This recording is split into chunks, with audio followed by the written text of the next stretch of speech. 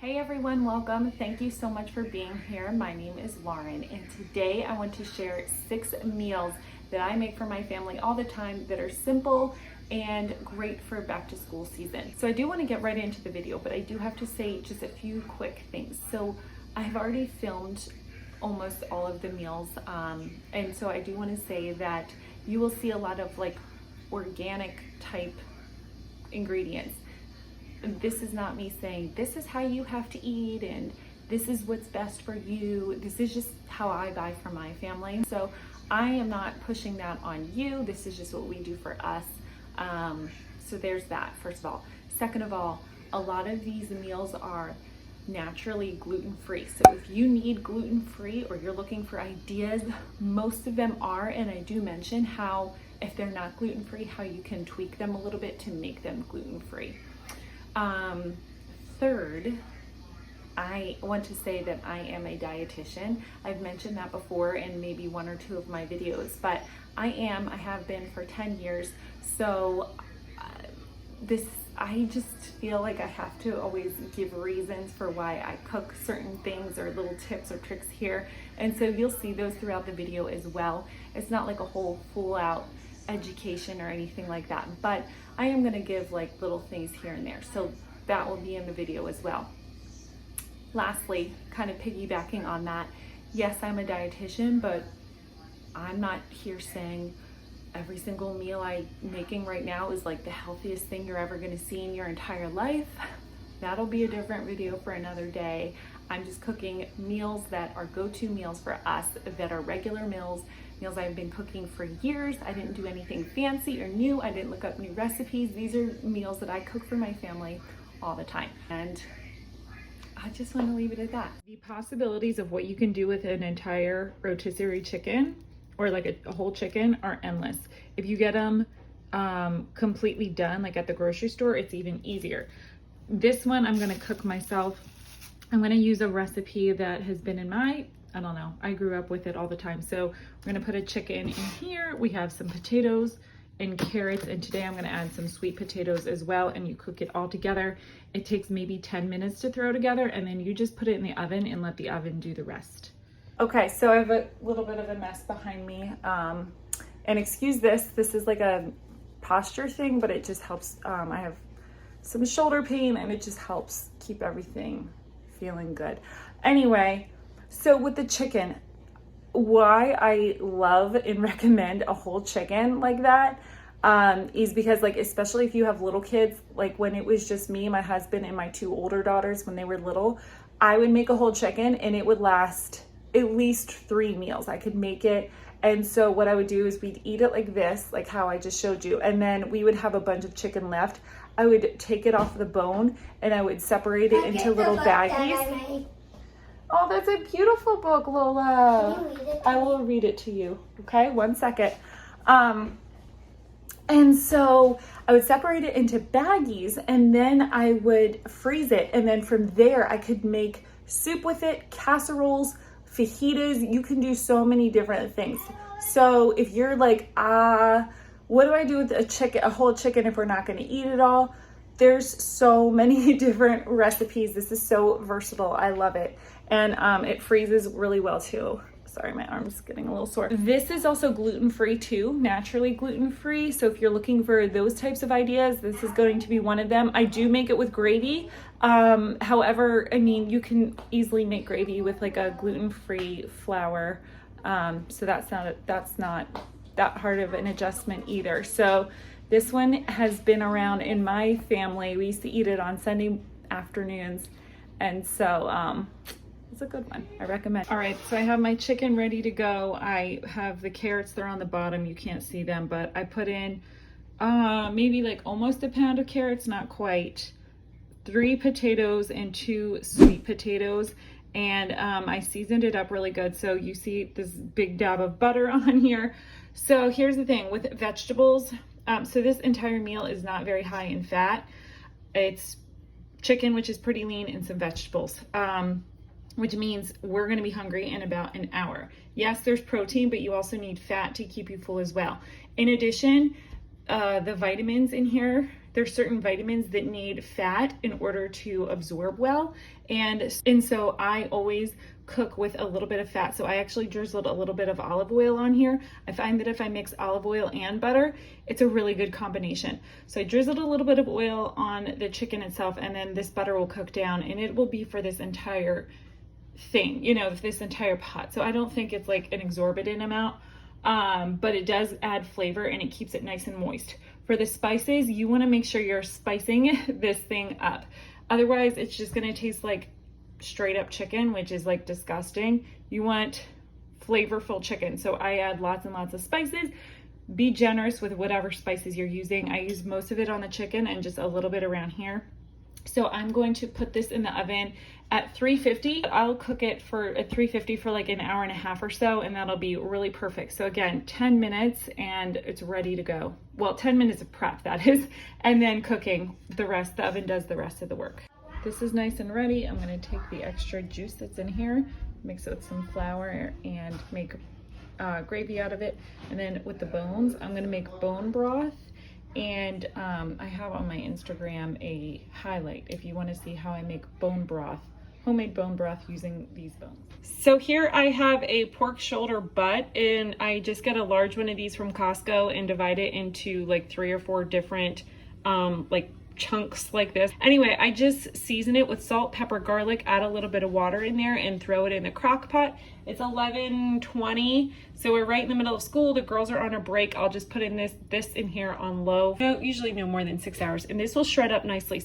So this is nice and cooked. It's gonna shred very easily, and so I can either, of course, I knew my husband would choose this. He wanted to make tacos out of this, pork carnitas. You can also do shred it with like barbecue sauce and have barbecue sandwiches with it. You can do add some flour to the broth and make gravy and serve that over mashed potatoes, or you can just keep the broth as like an au jus and have the pork that way with maybe like some rice. You could make, we're doing like tacos tonight, but you could also make burrito bowls or salads of any type. So this is like super, super flexible. It's easy. Once you get the pork done, you can shred it, and there's so many different options that you can make. And you can do this with chicken as well if you don't do pork. Some people don't do pork. So this is a definitely easy, quick dinner. We're gonna have some tacos tonight, and I'm gonna do some refried beans because my crew really likes that. So tonight's dinner, I have the leftover chicken from the other night, and so I just shredded all the rest. I took everything off the bones and shredded all the rest in here. And then I got this butter chicken sauce. I got this at Costco, and it came in a pack of 2, and my family actually really likes it. I didn't think they would, but they do. It does contain milk. It doesn't say if it's gluten-free or not, but here's the ingredients and then the directions. Ready in 10 minutes. You're supposed to use this with like uncooked chicken, but I'm definitely just going to mix it together and let it warm up like that. I'm going to serve it with the rice. This is frozen rice. I actually bought this on accident. I was doing a grocery like delivery order, and I thought that this was regular. It was hard to see in the little tiny picture, but anyway, I've never done frozen rice before, but I think it's pretty easy. I think I'm just gonna cook it over the stove for like 8 minutes. So this one is super quick. I'm gonna put those 2 together and then serve these veggies on the side. I know Mediterranean doesn't really go with this. This is more Indian, but it is what it is. I just want to add real quick, I love doing frozen vegetables because they're quick and easy, and you can get a variety of different vegetables. They don't go bad, or like fresh vegetables, there's nothing wrong with them. I get them too, but mostly I do frozen because they're picked at the peak of when they're in season and when they have the most nutrients, and then they're frozen. So when they're frozen, they uphold their nutrients. Whereas if you have like vegetables that are fresh and you're not eating them right away within a few days, they're losing their nutrients the longer and longer they sit in your fridge. So veggies, frozen veggies are mostly like what I do for dinner. Here it is plated up. It looks really weird in this lighting, but it looks better in real life. Just trust me on this one. So I had forgotten that it's a little bit spicy.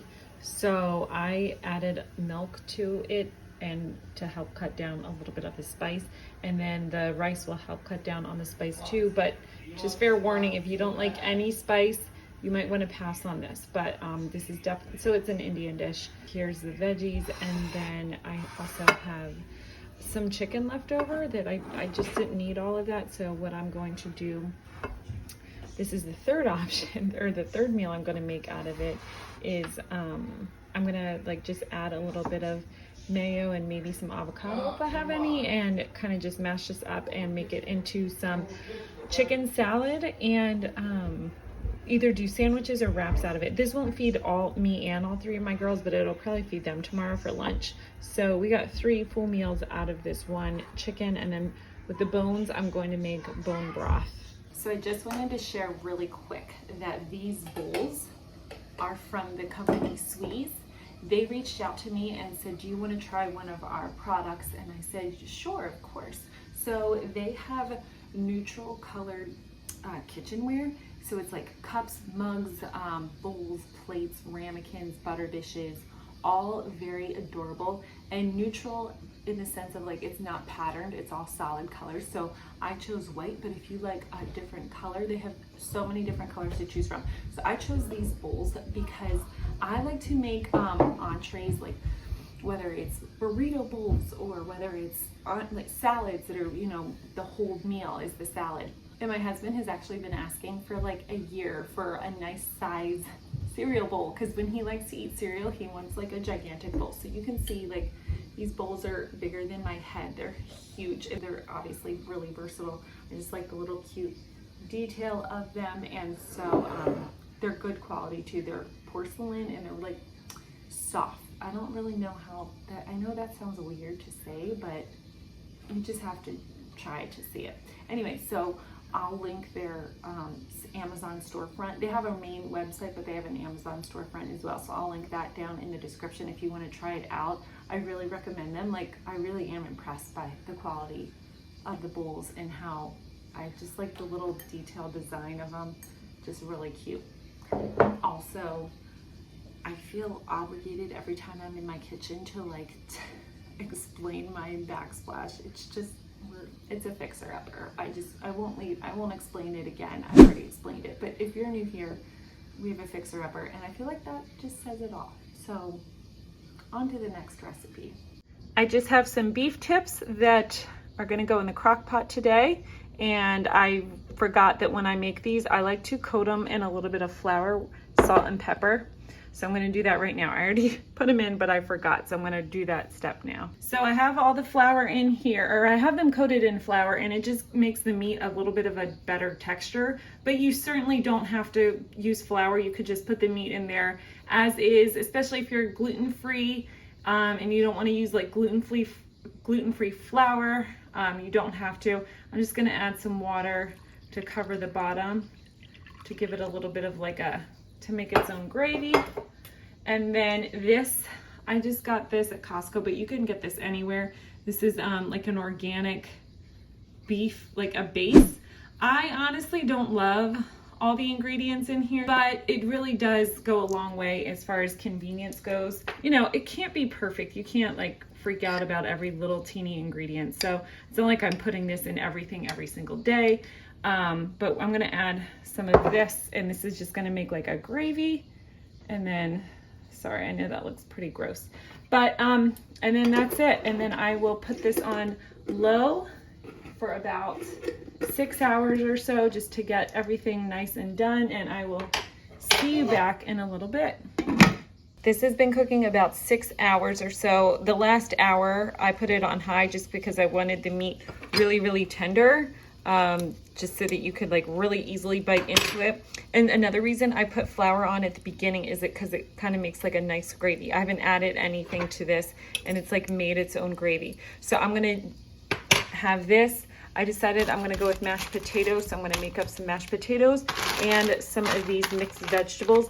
My kids don't really love these on their own. I get these from Costco, by the way. My kids don't really love these on their own, but I find that if I mix them with something, they're more readily they'll eat them better, a little bit better. So I'm gonna do that, and then I'm just gonna make a bowl out of all of this stuff, and I'll show you in just a second what that's gonna look like. I'm excited to use these again, so we're gonna have beef tip bowls.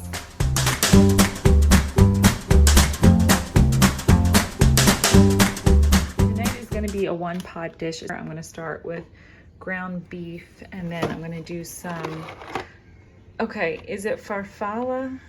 I should know this, I really should. I used half a box, so I only am gonna use the rest. So about a half a box of that, some diced tomatoes and sauce. These are the only beans I have, but they'll go well with a Mexican style skillet. And then we have some street corn in there. I was just looking for any corn, and this is the only stuff I had. Peppers, onion, and then if I can find any other veggies, I'll throw them in there. And then to cook this, I'm gonna cook it with the entire pot. Like I said, it's one pot, so it makes it very easy. And I'm gonna use, instead of water to boil this, I'm gonna throw in some of my bone broth. I have that defrosting, and use that to cook down the noodles. I make these type of one pot dinners all the time, and one of the main reasons is because you can stretch your meat out, especially if you have like a larger family and you're on a tighter budget. So this is 1 1.3 pounds. I won't even need to use all of this. I will use maybe just a pound or so, or even 3/4 of a pound, and I'll save the rest for another meal. Sometimes I use this whole thing. It really just depends on what we're eating, but tonight, since it's a dish like this, I won't have to use this whole thing, and that's nice that I can make this 2 meals out of this.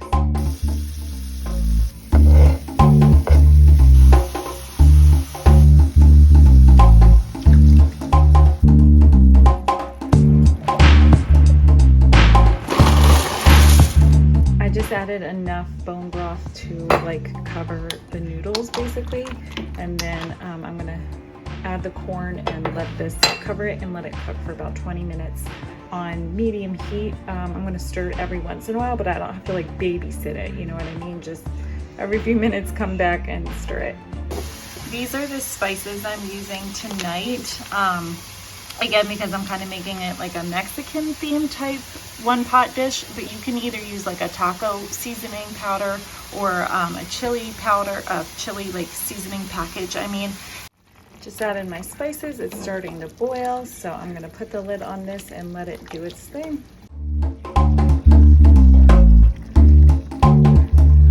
This is just about ready. So now lastly, I'm gonna add my beans. I don't add them until the end because, sorry for the shaky camera, just because if you cook them the whole time, they'll get down and get really mushy and yucky. So I just add them at the end to get warmed up, and then this will be ready to go. I really love these one pot meals because they're so versatile. You can make it any like different type of flavor you want. You don't even have to use ground beef. You can use any type of meat you want, ground chicken, pork, turkey.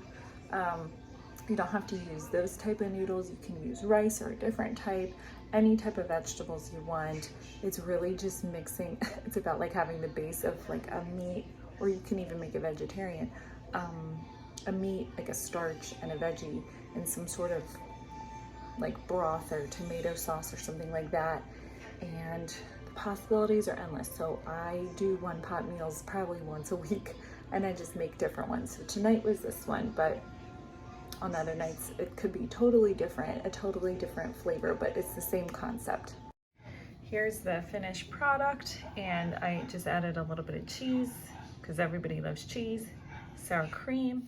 Tonight we're in a big hurry, so I'm sauteing some chicken, and I'm just gonna make some salads. I have some romaine and some butterhead lettuce, some carrots, cucumber, cheese, whatever cheese my girls want, and some tomatoes. I'm gonna slice those up from our garden, and what I'm gonna do, put them in our squeeze bowl, and they're gonna add the toppings themselves.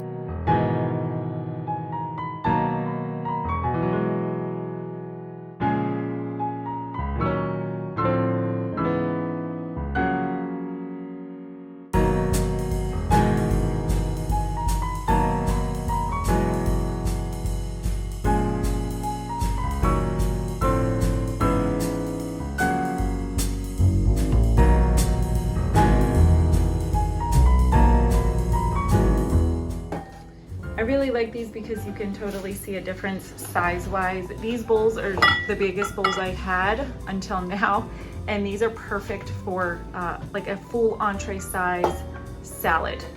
So we're using these tonight for dinner. For the salad, I only put in shredded carrots.